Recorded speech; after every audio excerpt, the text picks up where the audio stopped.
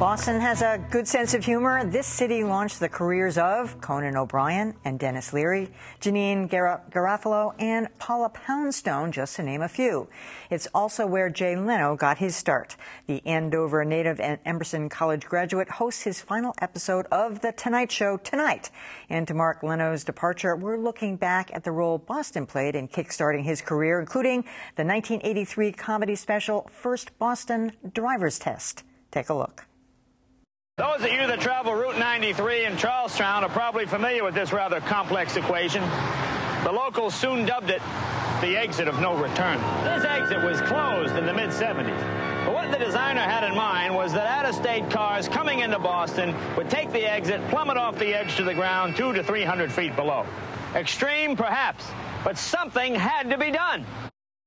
All right, well, my next guest performed alongside Jay Leno at nightclubs like Nick's Comedy Shop here in Boston. Steve Sweeney is a standout comedian and Charlestown native known for his role on the 1979 locally produced Park Street Under, which I was there till the 5 and doing that. We can't continue this programming unless you send in money. Stop.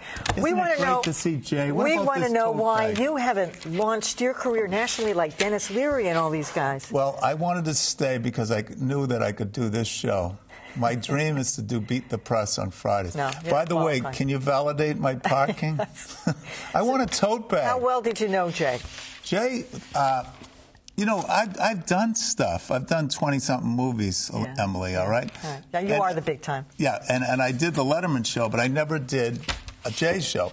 And people said, well, what's Letterman like? I have no idea. He doesn't talk to you. But Jay, I worked with at Nick's. He was great. They did fantastic numbers, and I remember him saying to the owners, because they were all running around, he says, I'm sorry for making you so much money.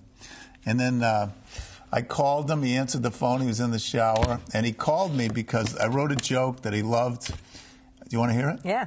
He loved this joke. So Bing Crosby's son, he came out. He said, my father used to hit me. And I said, hey, kid, join the club. My father used to break your father's records over my head. And Leno called me. He said, that's a great joke. And he's always been a great guy, very approachable. And by the way, if you want my opinion, they're making a big mistake. I know. Are you? He'll be back on the air within a year, my opinion. I mean, much is made about this relationship with Letterman, that they'd have kind of an acrimonious relationship at this time. Actually, I've got a little clip because Leno was on Letterman's show at one point. I guess there was talk about him replacing him. Let's just play a little bit of that. Okay. I was here about a month and a half ago, and I haven't been home since. Now, I haven't. I've been on the road the whole time. Isn't that awful? Not awful, Dave. Not for us comedy foot soldiers who are out there in the trenches, you know. I'm not one of your big-time comedy generals with some cushy desk job winging in $300-400 a week. I'm out there in the trenches doing the clubs. That's funny. You know, he's got a great delivery, Jay. Does. And this is the second time they fired him. It didn't work the first time. It didn't. They tried. Well, somebody fired Letterman too, and then he ended up at work.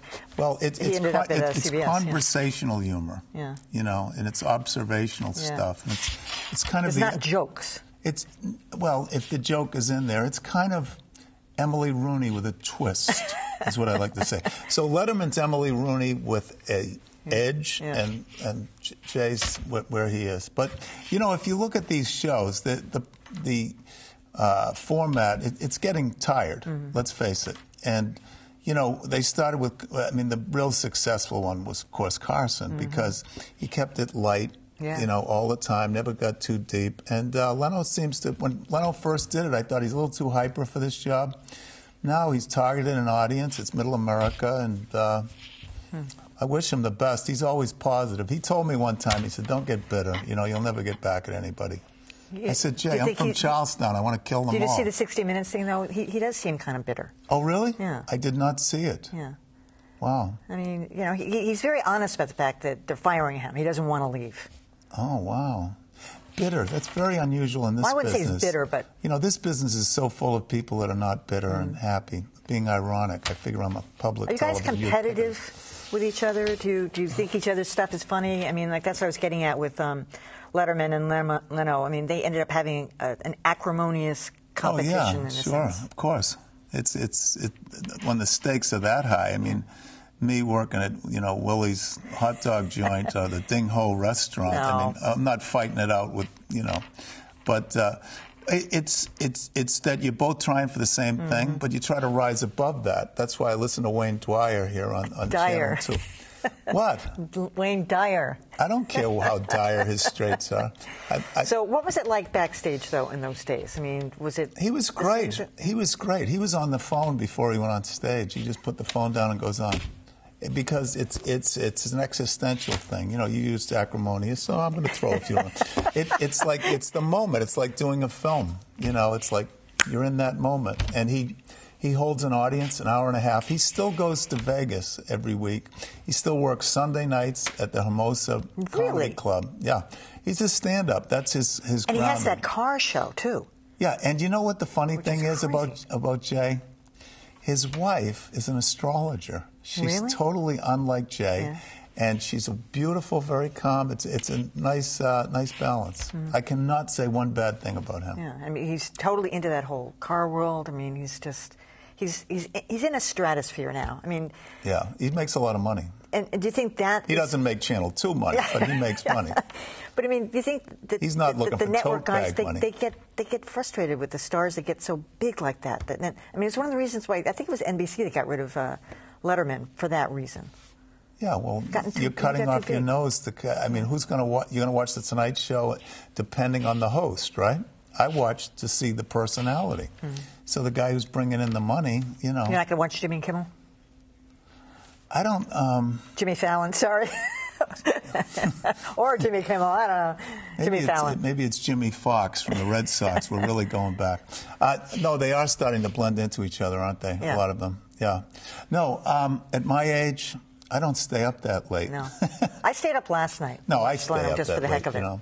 Oh, yeah, tonight will be an exciting thing, I guess. We'll see. But he'll be back on within a year, I guarantee it. Because he's made I'm not going for to take that TV. bet. You're probably right. All right, Steve Sweeney. Why don't you put him on Beat the Press on Fridays? I'll give him a call. We all want to do that show.